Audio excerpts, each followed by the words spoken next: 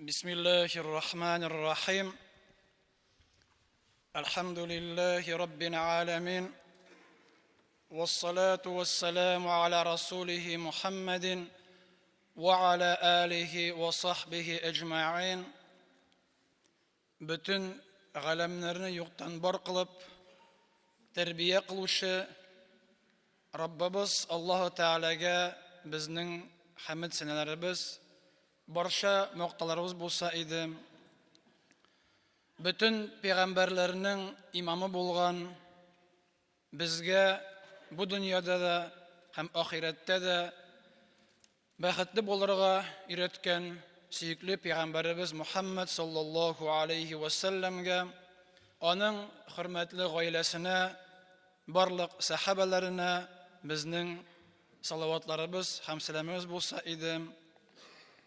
Шәһәребезнең төрле почмакларыннан килеп, шушы җомга көнендә Раббыбыз Аллаһу Тәгаләнең әмрен үтәр өчен мәчетебездә җыелган мөхтәрәм дин кардәшләремне динебезнең иң күркәм сәламын җиткерәмен.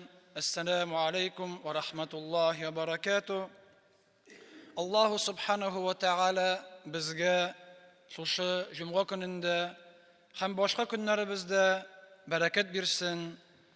Безнең кылган дуаларыбызны, укыган намазларыбызны һәм кылган барча игелекле, хәерле гамәлләребезне кабул итсен. Һәм Аллаһ субханаһу ва тәгаләнең рәхмәтенә барчабызга да ирешергә насип эйләсен.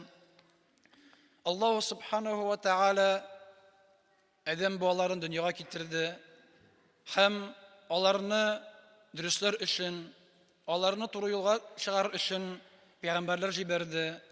Һәм һәрбер пәйгамбәргә ияргән кешеләр булды. Һәрбер пәйгамбәрнең халкы ул бер өммәт, бер халык булды. Һәм без пәйгамбәрбез Мухаммад саллаллаһу алейхи ва салламның өммәте, без аңа ияргәнбез. Һәм безне Аллаһу Тәгалә үзенең Коръәнендә дә һәм пәйгамбәрбез Мухаммад саллаллаһу алейхи ва саллам үзенең хәдисләрендә дә иң хәерле, иң яхшы өммәт дип атады. Һәм шуларның берсендә, шул хәдисләрнең берсендә пәйгамбәрбез Мухаммад саллаллаһу алейхи ва саллам әйтте: "Минем өммәтем иң хәерле өммәт итеп кылынды" диде. Икенче хәдистә Аллаһу Тәгалә кешеләрне 70 өммәткә бүлде. 70 өммәт булыр һәм без ди шул соңгысы 70нче өммәт булырбыз ди.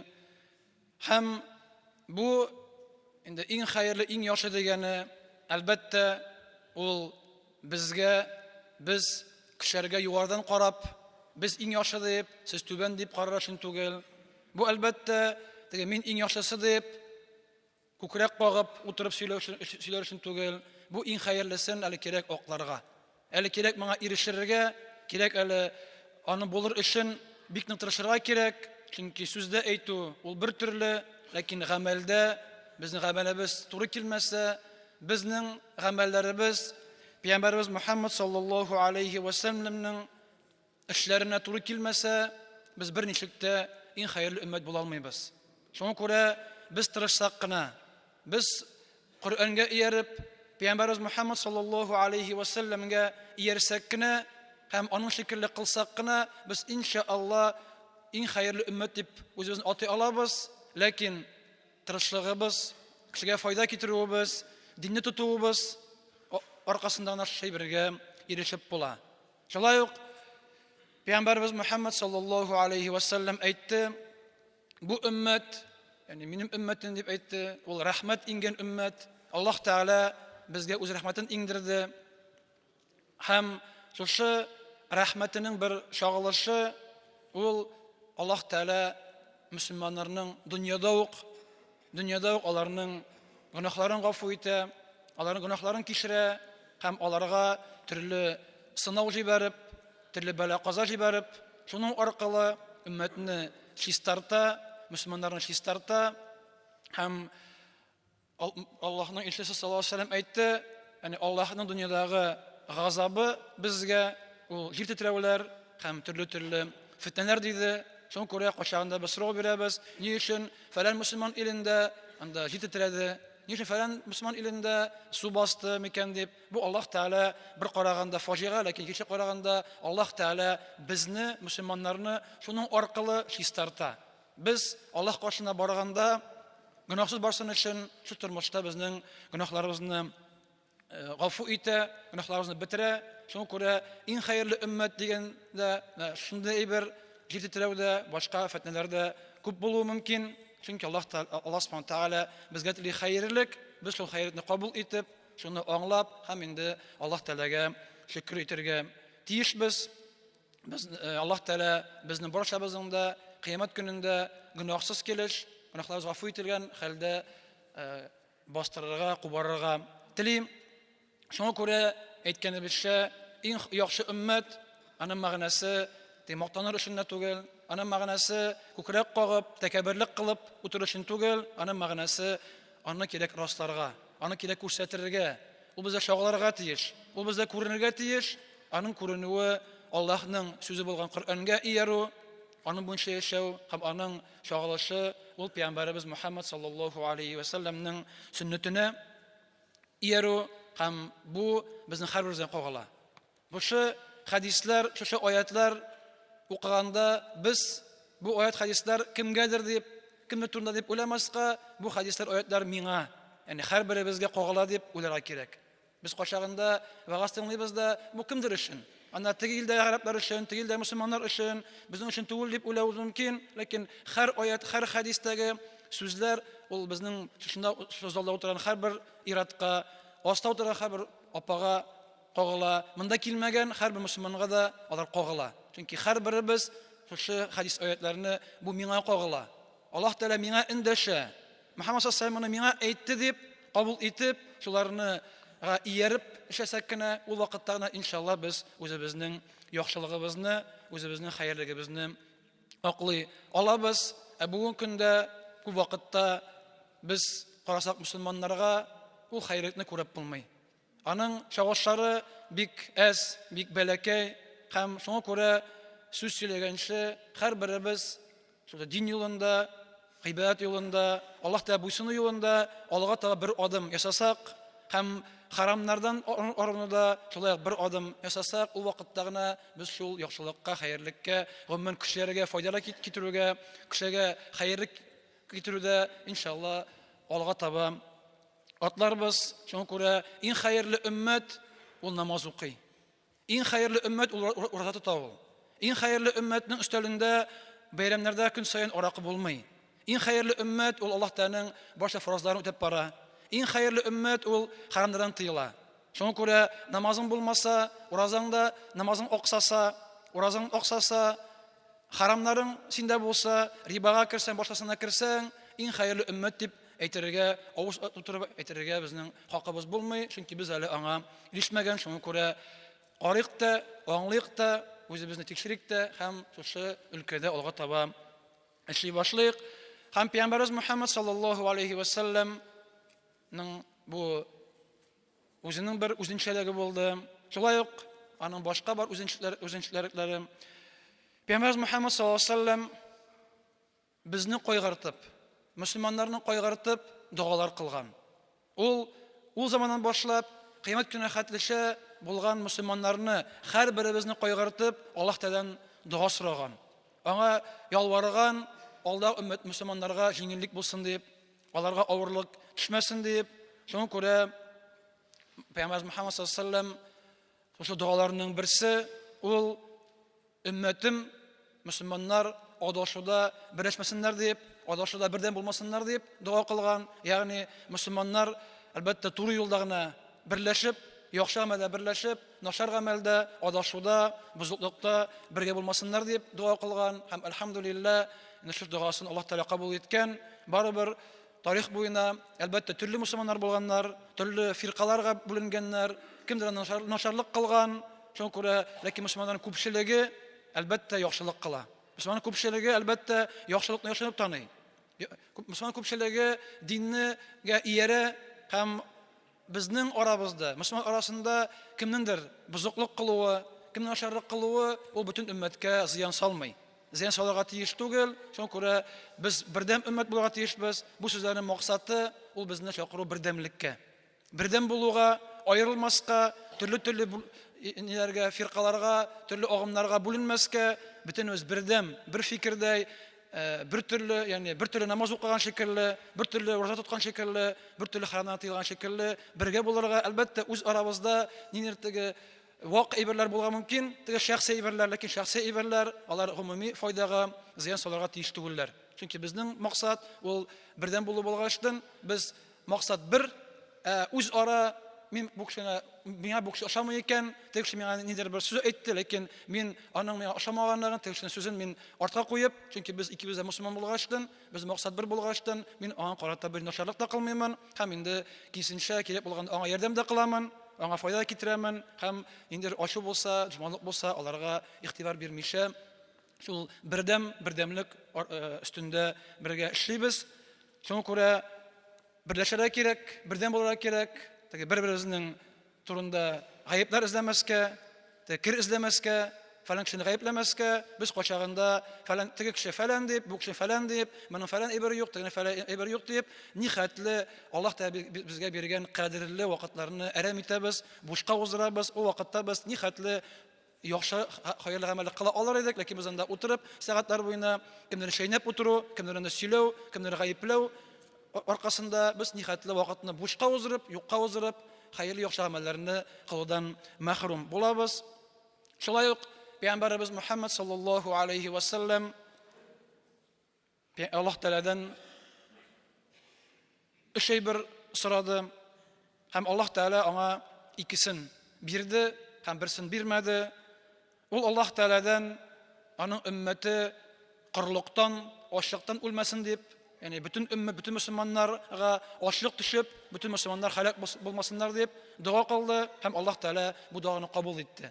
Кабул итте, мөселманнар бердәм, бөтен дөнья мөселманнары ачлыктан, кырлыктан халак була алмыйлар. Шулай Аллаһның илчесе саллаллаһу алейһи ва саллям сорады: "И Раббым, минем өммәтем суга батып үлүдән, Нух пәйгамбәрнең халкы шикелле су астында калудан халак булмасын" дип дуа кылды. Аллаһ Тәгалә бу дуаны кабул итте. Һәм Аллаһ Субханаһу Тәгалә мөселманнарга, бөтен мөселманнарга су басу, су төшеп, су астында батып үлү дигән куркынычлы янамый. Һәм ул сорады, инде безгә читтән башка кешеләр зыян салып безне юкка чыгармасыннар дип, мөселманнарны Аллаһ Тәгалә да кабул итте. Мөселманнар һәр вакытта булырлар. Һәм берсен сорады: "И Раббым, безнең арабызда, үз арабызда бер-беребезгә зыян салмау, бер арабызда бер-беребезгә начарлык кылу булмаса иде" дип дигәшен, Аллаһ Тәгалә моны кабул итмәде. Шуңа күрә димәк, гаеп кемдә түгел, гаеп бездә. Мөселман үзе икенче мөселманга зыян сала. Мөселман үзе икенче мөселманны гаепли. Шуңа күрә кемдер безгә начарлык китерми. Без үзебез, үз кулларыбыз белән, үз телләребез белән, үзебезнең уйламаган эшләребез белән үз-үзебезгә мөселманнарга зыян салабыз. Шуңа күрә кемнәр гаепләгәнче, гаепләү һәр вакытта җиңел әйбер, авыр әйбер түгел. Үз-үзебезне гаепләп, үзебездә кимчелек табып, һәм мөселманнарга фақат әйткәнебезчә бердәм булып, бернинди начарлык телмичә, начарлык эшләмичә кылырга тиешбез, чөнки монсы инде ул булачак. Ул бар, мөселманнар үз ара дошманлашып, үз ара булышып бетеп, үз ара бер-берсенә зыян салып, үз-үзебезгә без начарлык кылабыз, зыян салабыз. Шуңа күрә бу әйбер бар, булачак. Шуңа күрә аны туктату безнең кулыбызда. Аны бетерү безнең кулыбызда. Һәрбер кеше шуны аңлап, шуны белеп, бер кайчанда сүз әйтер алдыннан уйлап, бер гамәл кылардан уйлап эшләсә генә, иншаалла, без бер-беребезгә зыян салмаспыз, бер-беребезгә начарлык кылмаспыз. Шулай ук Аллаһ Тәгаләнең безгә биргән өммәтнең үзенчәлекләреннән берсе ул мөселманнар, Аллаһның илчесе саллаллаһу алейһи ва саллям җәннәткә беренче киреп әйтелә. Мөхәммәд саллаллаһу алейһи ва саллям кыямәт көнендә иң беренче булып җәннәткә керер, ул җәннәт капкаларын ачыр дип килә. Һәм димәк, мөселманнар аның артыннан керерләр. Ләкин монда да Аллаһның илчесе керер җәннәткә. Кемдер керер, ләкин без анда булырбыз микән? Без монда утырсак та, ләкин кыямәт көнендә Аллаһның илчесе янында без була алырбыз микән? Без дә аның белән бергә җәннәткә керә алырбыз микән дип, без моны уйлыйбыз микән? Без моның турында фикерлибез микән? Чөнки без моңа лаеклы микән дип, безнең уйлаганыбыз бармы? Әйе, ул керем беренче. Артыннан мөселманнар эреп керерләр. Ләкин ул мөселманнар арасында без булабызмы, юкмы? Без кашан да керебез микән? Яки керә алабыз микән дигән сорау турыга тиеш бездә. Чөнки әйткәнебезчә, аңа эрергә кирәк. Аллаһның илчесе саллаллаһу алейһи ва саллям үлем түшәгендә ятканда намаз, намаз дип. Соңгы сүзләре дә берсе намаз сүзе булган. Яни намазларыгызны вакытында укыгыз. Намазларны укыгыз, калдырмагыз, аларга салкын карамагыз. Аларны казага калдырмагыз, һәрберсен үз вакытында җиренә җиткереп укыгыз дигән әмре булды үлем түшәгендә. Ә без бүгенге көндә баршабыз да, бөтенебез дә намазны үз вакытында укыйбыз микән? Без ярар инде укып булмаганда соңра укырмын дип, без эшкә барганда эштә намаз укып булмый бүген, шуңа күрә кайткач каза кылармын бөтенсен җыеп дип бармыйбыз микән? Шуңа күрә без шулай уйласак, без намазга салкын карасак, намазыбызны вакытында укымасак, каза калырга ярый дип. Ярый, сәбәбем булса, йоклап калсаң ярый. Ярый, онытсаң намазны, аңлый алсаң ярый. Ләкин белә торып, аңлап калдырсаң, бу вакытта син ничек инде, син ничек Мөхәммәд саллаллаһу алейһи ва саллямга бергә җәннәткә керә аласың? Ул намаз иде, син намаз укымадың. Ул намаз иде, син намазыңны кичектердең. Ул намаз иде, син намазына салкын карадың һәм син аны өммәте белән бергә мин беренче керермен дип уйлыйсыңмы? Без шулай уйлыйбызмы? Шуңа күрә безнең аңа иярүбез, аңа җәннәткә керүбез аның белән бергә ул аңа иярүбез тулысынча. Шуңа күрә бу намазда да шуларга тиеш. Намазларыбызга бик җитди карарга тиешбез, чөнки бу диннең иң зур гыйбадәте. Бу башка гыйбадәтләрдә дә шуларга тиеш, бу харамнарда да шуларга тиеш, аларны калдыруда. Шуңа күрә ул вакытта гына Мөхәммәд саллаллаһу алейһи ва саллям җәннәткә беренче кергәндә без аңа ияреп керербез, әгәр аның шикелле булсак. Аның шикелле булмасак, кая шунда бәлки артта яки анда кашан булса да кертсәләр әле барыбыз. Шуңа күрә һәрбер монда утыручы мөселман үзенең намазы турында уйласын. Үзенә бәя бирсен һәм алдагы көннәрдә намаз ул көнебездә иң кирәкле, иң беренче урында булсын. Башка эшләр бөтенесе икенче урында. Син өйдә булсаң да, эштә булсаң да, больниста булсаң да, сәфәрдә булсаң да, кунакта булсаң да, кая булмасаң да, синең иң беренчесе минем намазым бар икән дип. Иң беренче уең шул булырга тиеш. Шуңа күрә бөтен сәбәбен кылып, бөтен тырышлыгын кылып, намазны кая булмасаң, урамда да, өйдә дә, пенсионныйда да, больниста да, поездда да син намазыңны вакытта укырга тиешсең. Ул вакытта гына без Мөхәммәд саллаллаһу өммәте булып, аның белән бергә булып, аңа ирешүләрдән чынлыкта да булачакбыз. Һәм шулай ук Аллаһның илчесе әйтте, безнең өммәтнең үзенчәлеге һәм ул үзенчәлеккә элекке өммәтләр көнчелек кылалар, чөнки аларда ул әйбер юк, бездә генә бар. Аларның берсе ул сәлам бирү.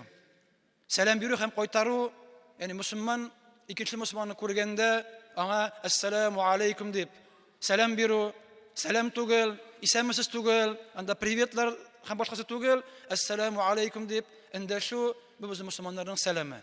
Чөнки ассалам ул Аллаһ Тәгаләнең исеме. Ассаламу алейкум без кешегә дуа кылабыз. Сиңа Аллаһның иминлеге, син Аллаһның тынычлыгы өчен дип без аңа дуа кылабыз.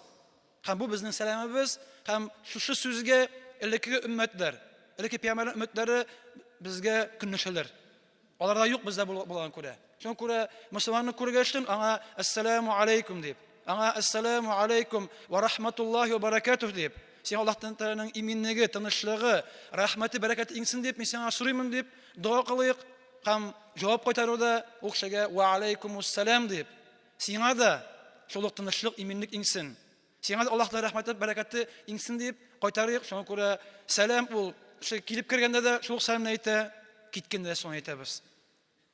Очрашканда да шуны әйтәбез, киткәндә, аерышканда шуны әйтәбез. Шуңа күрә кергәндә сәлам әйтү һәм киткәндә сәлам әйтү икесе бер тигез. Аларның бернинди аермасы юк. Кергәндә ассаламу алейкум дисәң кешегә, чыгып киткәндә ишек япканда шулай ук ассаламу алейкум дип ишекне ябып чыгып китәбез. Икесе бер тигез, бернинди аермасы юк. Һәм безнең кайсы мөселманнар кайчагында кергәндә ассаламу алейкум дип әйтә, чыкканда сиңа ва алейкум салам дип әйтеп китә. Ул бит җавап, ул бит сәлам итү. Ул сиңа җавап әйтә, мин аны әйтим. Ул сиңа җавап бирде. Шуңа күрә кайсы кеше инде аңламыйча киткәндә, очрашканда ассаламу алейкум, киткәндә ва алейкум сәлам әйтергә кирәк дип уйлый. Бу хата. Килгәндә дә ассаламу алейкум, киткәндә дә ассаламу алейкум. Чөнки бу эндәшү, бу кешене сәламләү, ә җавабы ва алейкум ассалам булырга тиеш. Шуңа күрә бу шулай безнең үзенчелек һәм шушы әйбер бүген карасак, бездә бит ислам инде. Безнең мусламаннар күбесе ассаламу алейкум сүзне белмиләр дә, әйтмиләр дә, әйтсәләр шунда бер теге мәҗлестә, Коръән ашында әйтәләр инде, башка вакытлардан да сәлам да, анда исәмсез сүзләре, әлбәттә алары да бар, ләкин үзебезнең дуабызны, үзебезнең ислам сәламен без таратырга кешеләргә тиешбез. Шулай ук башка милләтләрнең көнчелек кылалар мусламаннарның саф тезелеп намаз укуларына. Ягъни бергәләп мәчеттә җәмәгать белән тезелеп тип-тигез фәрештәләр Аллаһ каршында тип-тигез төп-төз тезелгән шикелле безнең дә шул сафларга тезелеп намаз укуыбызны көнчелек кылалар, чөнки аларда ул юк. Юк, шуңа күрә безнең мәчеткә килеп, бергә тезелеп, тигез сафка басып, тыгыз сафка басып, сафларыбыз кыек булмыйча, арабызда ара калдырмыйча бассак, бу безнең сафларыбыз Аллаһ каршында фәрештәләрнең Аллаһ каршында баскан сафлар шикелле булачак. Шуңа күрә бу безнең үзенчәлек һәм без моңа омтылырга тиешбез. Чөнки әгәр дә саф тигез булса, әгәр дә саф тыгыз булса, аралар булмаса, Аллаһ Тәгалә шул сафтагы кешеләрнең йөрәкләренә кертә бердәмлек. Бер-берсенә карата михрибанлык, бер-берсенә карата яхшылык кертә, аларны берләштерә. Әгәр дә саф кыек булса, әгәр дә сафта аралар булса, шул кешеләрнең йөрәкләренә Аллаһ Тәгалә айыра. Аларның йөрәкләренә аерма кертә, күңелләренә нәфрәт кертә. Шуңа күрә тигез саф, тыгыз саф булганда гына без düz басабыз. Саф кыек, аралар арасында кеше сыйрда урын калса, ул вакытта безнең сафыбыз тигез түгел, тыгыз түгел, фәрештәләрне Аллаһ каршындагы шикелле баска саф түгел. Бу шулай безнең үзенчәлек. Башка милләтләрдә былай килү юк. Шуңа күрә җәмәгать намазы ул иратларга мәчеттә килеп уку, ул бик саваплы, бик файдалы. Ә бу бездә генә. Мусламаннарда шулай кылу 5 көнне 5 мәртәбә без җыела алабыз. Көнне 5 мәртәбә без мәчеткә килеп, Аллаһ каршына бергәләп баса алабыз. Башка өммәтләр андый рәвешчә баса алмыйлар. Хвала Аллаху, Господу миров, и наше приветствие и салаваты посланнику Аллаха, саллаллаху алейхи вассалям.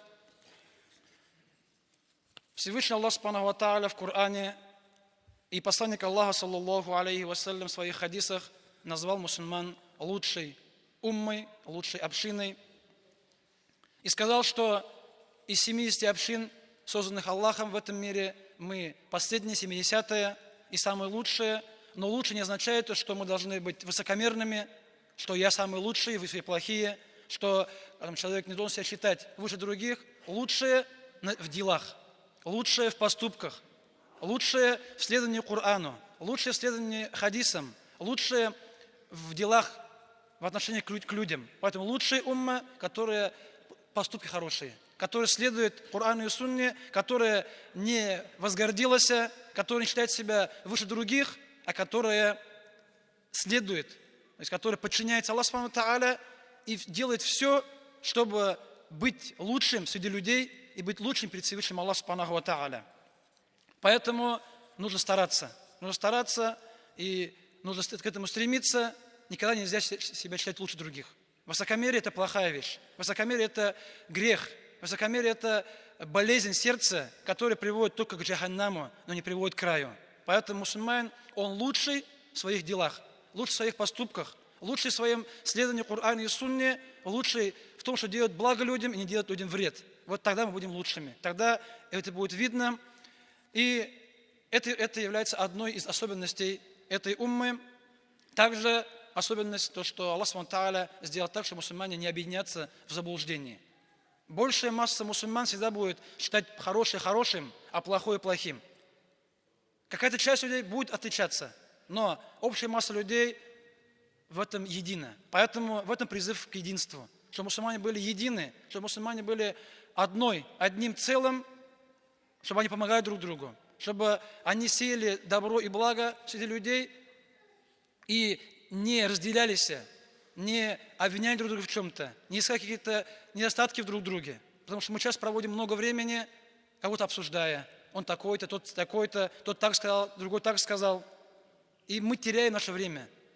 В бесполезных разговорах теряем наше время. В это время могли бы сделать что-то другое.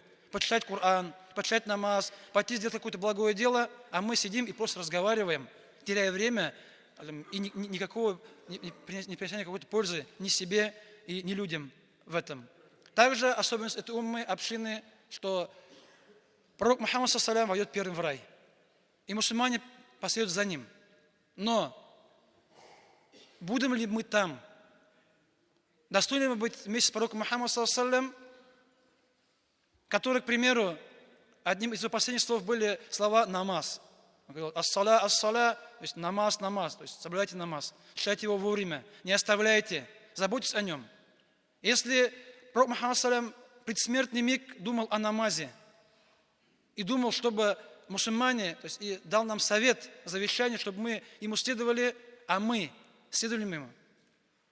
Читаем ли мы каждый намаз вовремя, или мы его оставляем его, или мы относимся к нему с пренебрежением, или для нас намаз это самое последнее действие, какие-то у нас там другие дела важнее, чем намаз. Пока намаз не будет самым первым действием, пока намаз не будем уделять самое важное значение в нашей жизни, мы не сможем быть вместе с пророком Мухаммадом ﷺ.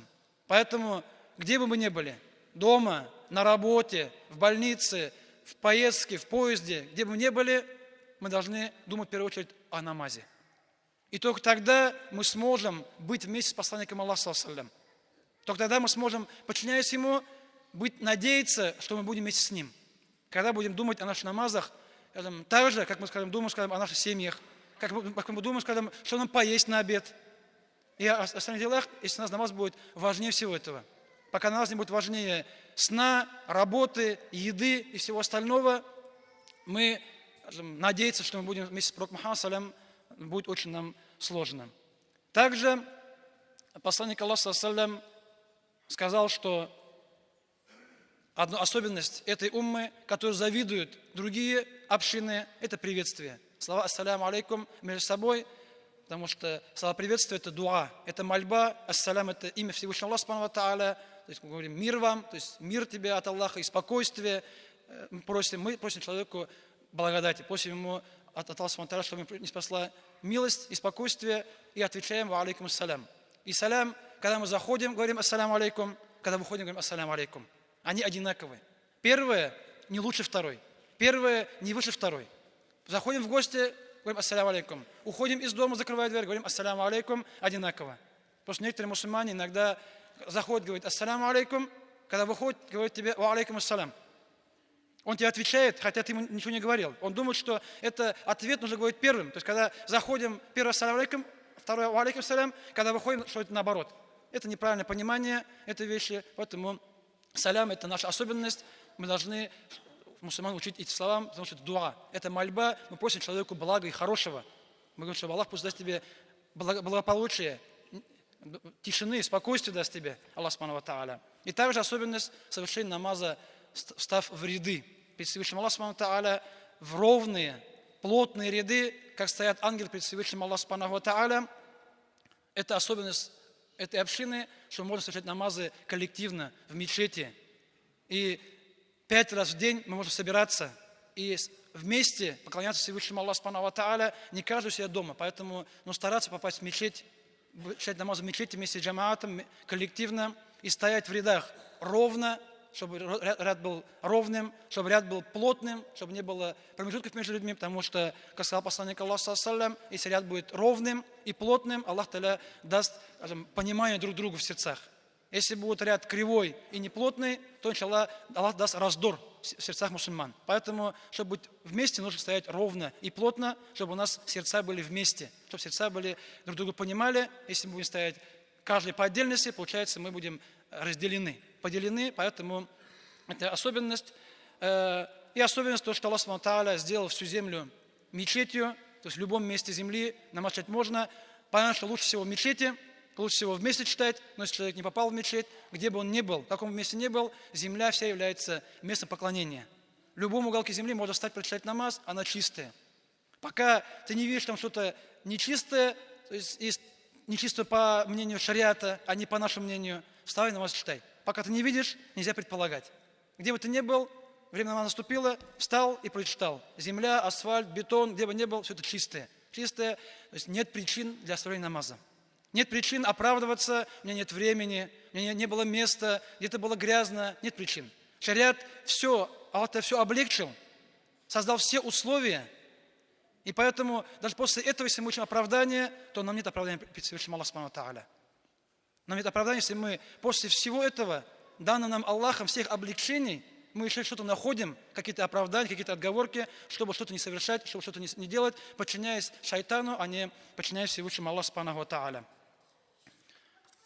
Шуңа күрә, шушы безнең өммәтнең кайсы берничә үзенчәлеге генә, алар әлбәттә күбрәк, һәм без буларны күреп әйтә алабыз, без Аллаһ Тәгаләгә шулар өчен шөкер итәргә тиешбез. Без шулар өчен Аллаһ Тәгаләгә рәхмәтле булырга тиешбез, һәм аларны күргәчтен, Аллаһ Тәгаләнең һәм Аллаһ саллаллаһу алейһи ва саллямның безнең өчен куйганны күргәчтен, без тырышлыгыбызны арттырырга, без Коръән сөннәткә иярүбезне арттырырга, бердәм булып, иң хәерле, ягъни иң файдалы кешеләр булырга тырышырга тиешбез. Шуңа күрә biz şuşunda yolda tırışık, şu yolda barık, hem de Allah subhanahu wa ta'ala şu yolda başımızga da jingilligin birsin. Barakallahu lana ve lekum fil Kur'anil azim ve nafa'ani ve iyyakum bil ayati ve zikril hakim. İnnehu vel gafurur rahim, es-sami'ud du'a. İnnehu vel gafurur